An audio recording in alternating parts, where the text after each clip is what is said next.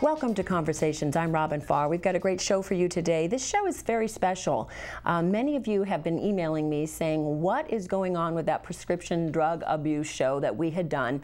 A lot of people have seen it, and a lot has occurred since then. My guest is April Rivero. She was the main purpose of the show. Her son Joey died of a prescription drug overdose, but not as in many of them, just a bad combination. And we'll revisit the story and find out what has happened with April's coalition since then. So, April, thank you so much for coming back. I know You're this is welcome. Never an easy topic, and yet it's become your reason for living, hasn't it? It really has, I think. Yes, Yeah. it's a new normal, state of normal for us. So. Exactly.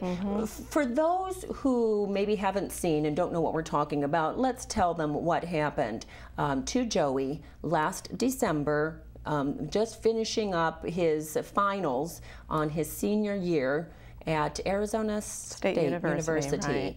And celebratory, you know, did what a lot of young people are doing. Take it from there. Okay, well, Robin, basically, Joey went to a celebration party. It was for a friend who was having a birthday celebration, turning 22, and another friend who was finished with classes. He graduated early in December, and he was headed off to a new career and opportunities in Texas, as I recall.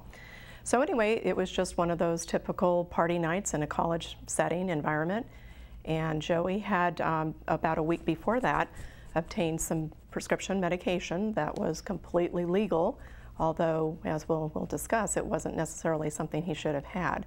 And so, as is typically the case, the kids were drinking that night. He took these medications, and basically he passed away in his sleep. He went to sleep and didn't wake up that night.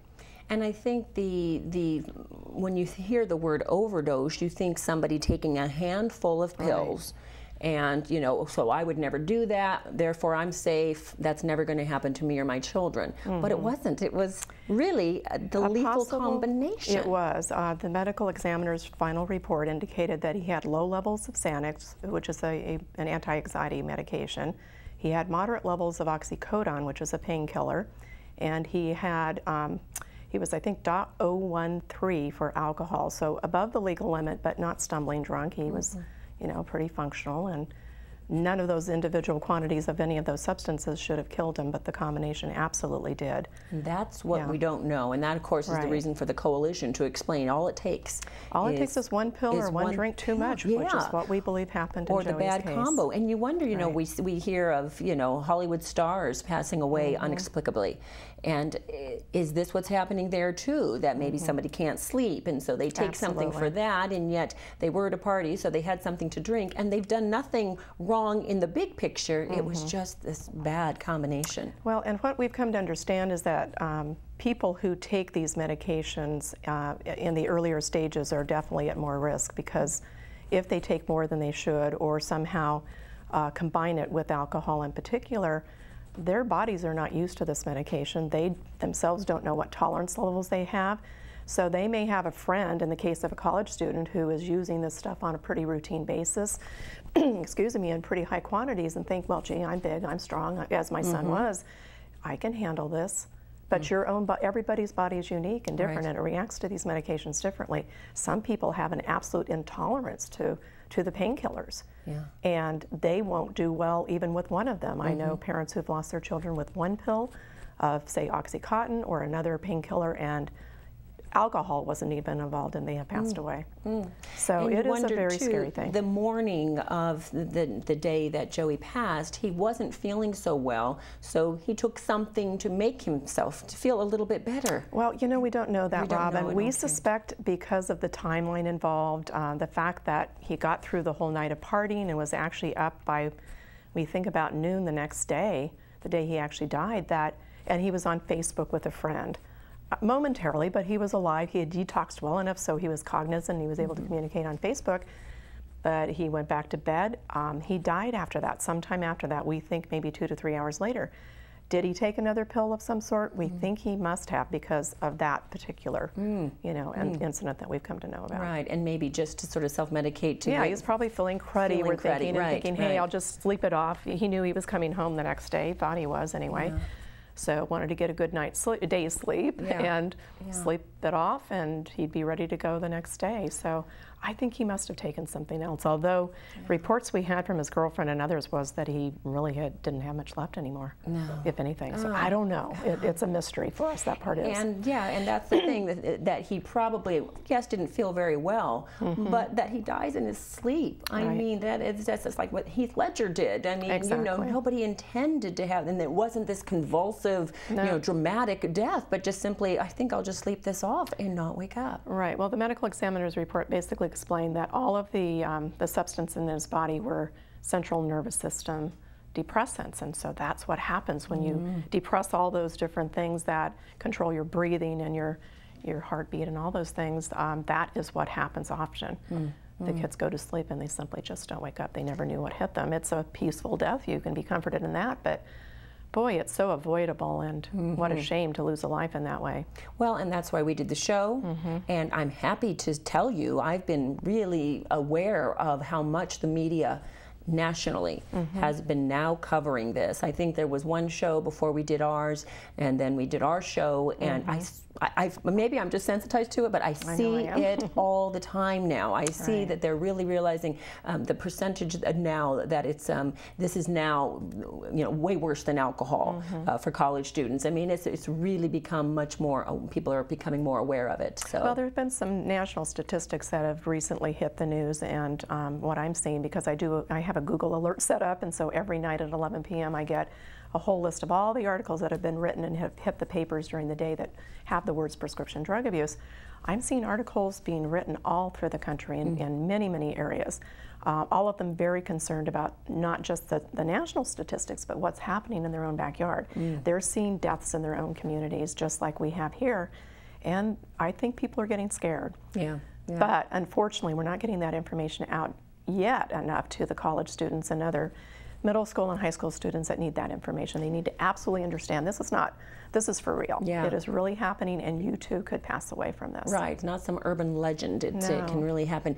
I think what you said earlier probably is it, that if a friend is doing well and takes some of these things and isn't suffering, that young people sometimes think we're telling them fibs and that we're just trying to keep them from doing something, and yet for their own personal body chemistry, that could be their last. It could be. And the other thing that, I mean, I'm dealing with a death situation. I also now am interfacing with parents who have what appears to be lifelong addiction issues.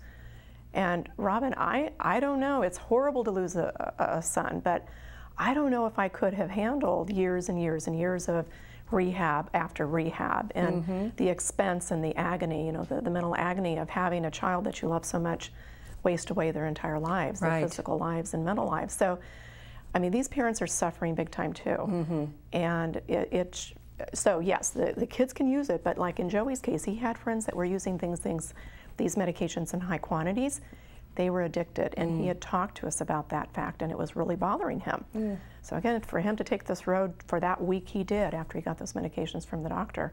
Well, that's what I learned when we did our show with Dr. Gracer and with his patient Tiffany, and just showing that not dying from prescription drug abuse is no picnic either. Absolutely not. That's it. I mean, that every day she was telling us, and Dr. Gracer telling us about his own patients, that this is just, you just want to get through the day. That's kind of the goal. And that's the patient, then you've got their families and friends around them, everybody. It impacts so many people. How are you and your family doing now? Oh gosh. It's been not even a year. I know, it's been almost 9 months. We're 3 days away from the 9-month mark. We're definitely better. We can get through the day without crying, which, we couldn't before initially. I will say that I think about Joey still almost constantly. He's always on my mind in some way or another, whether it's related to the organization we founded or him, as an individual. So there are triggers certainly that, will catch you unguarded, and you'll have a reaction to. Looking at pictures, family pictures is a sad thing, Thinking about the fact that I never really got a professional whole family picture. I'm a photographer, so I take family pictures all the time, but I don't have an absolutely beautiful family portrait of our family with Joey in it. So that hit me last week as being a really sad thing. So there's just so many reminders. Right. And then the times that you hear, and I'm too often hearing this about other children in our community or other places in the country passing away, well, it's like a dagger in the heart again, Kind of takes you back there, and you feel for the families, what they're going through from that first moment they hear on, and it's devastating. Well, and you've been just a godsend to some of these parents. I know we lost another Tri-Valley, a young man from the Tri-Valley just a few months ago, and as I understand his story, he had broken his ankle and was taking, pain meds for that. That's certainly legitimate.